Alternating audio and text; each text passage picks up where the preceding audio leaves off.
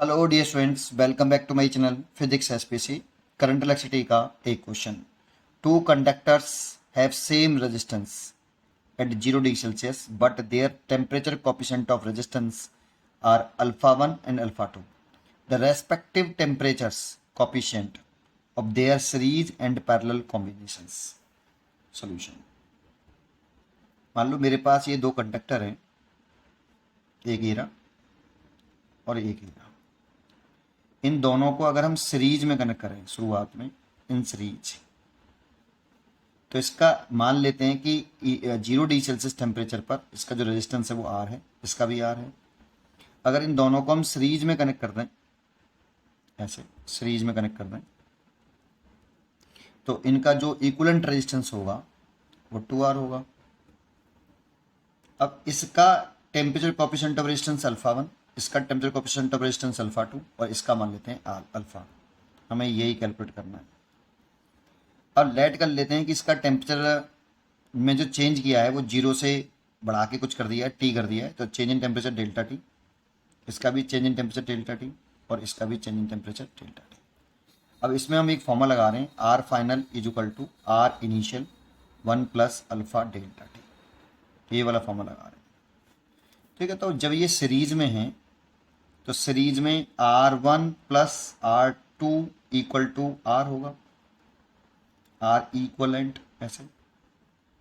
तो ये जो आपका R1 है इसकी वैल्यू लिखें तो this is the final temperature, temperature बढ़ाने के बाद फाइनल रेजिस्टेंस है ना। ये जो इनिशियल टेम्परेचर था जब टेम्परेचर 0 डिग्री सेल्सियस था, ये भी इनिशियल है और ये भी इनिशियल है 0 डिग्री सेल्सियस पर। फिर हमने टेम्परेचर राइज कर दिया, delta T delta T delta T, तीनों को बढ़ा दिया, तो फाइनल रेजिस्टेंस लिखेंगे इस फॉर्मूले से।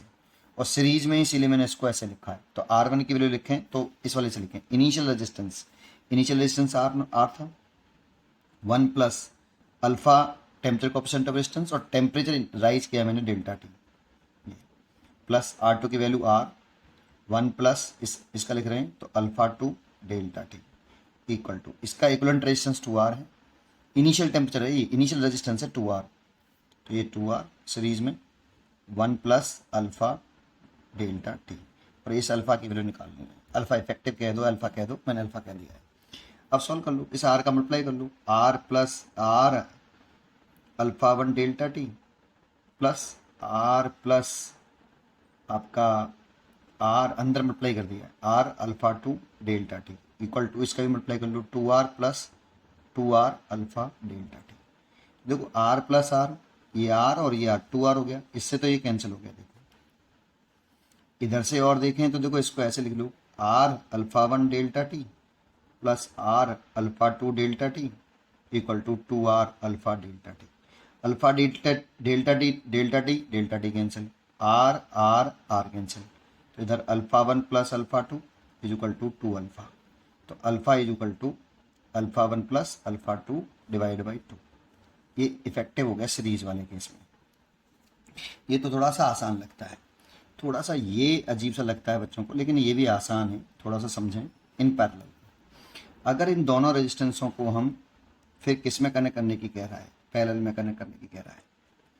इनिशियल रेजिस्टेंस इसका आर, इसका भी आर, और इनिशियल दोनों का इक्विवेलेंट जो आएगा वो इनिशियल वाला लिखें तो इस इनिशियल वाला जो आएगा वो R/2 आएगा, क्योंकि सीरीज पैरेलल कॉम्बिनेशन में जो आर इक्विवेलेंट होता है वो 1/R1 R1R2 over R1 plus R2, या फिर 1/R1 प्लस 1/R2 से करो, सॉल्व करके यही आता है। तो R इंटू आर बटे 2R, इसे कट जाएगा तो R/2।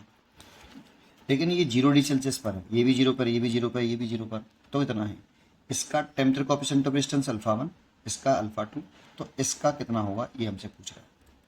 अब मैंने इसका टेम्परेचर भी डेल्टा टी बढ़ाया, इसका भी डेल्टा टी बढ़ाया, इसका भी टेम्परेचर 0 से, मतलब टेम्परेचर 0 से इतना डेल्टा टी चेंज कर लिया, उसमें चेंज इन टेम्परेचर कितना है डेल्टा टी का है, लेट कर लिया, ठीक है।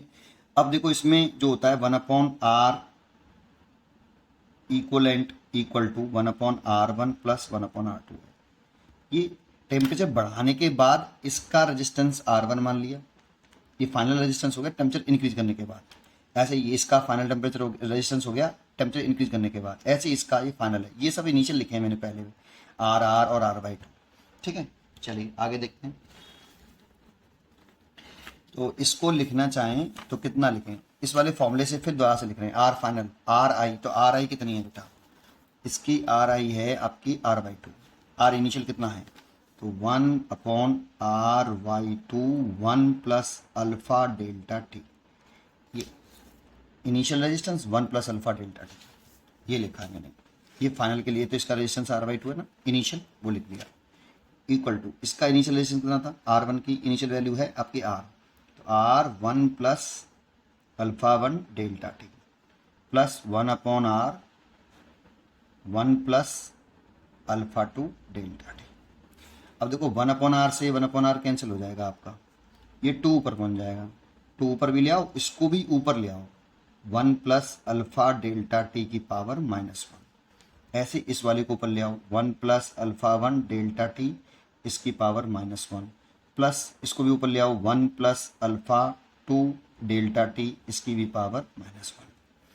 अब देखो इसमें एक चीज़ समझो, यहाँ आपने एक फॉर्मूला पढ़ा होगा 1 प्लस एक्स की पावर n, इसका ये फॉर्मूला होता है 1 plus n x plus n(n-1) factorial 2 होता है तो 2 लिख देता हूँ, और x square plus n(n-1) n minus के 2 डिवाइडेड बाई फैक्टोरियल 3 को लिखते हैं 3 इंटू 2 दैट मीन 6, और x का cube, and so on infinity तक चलता है।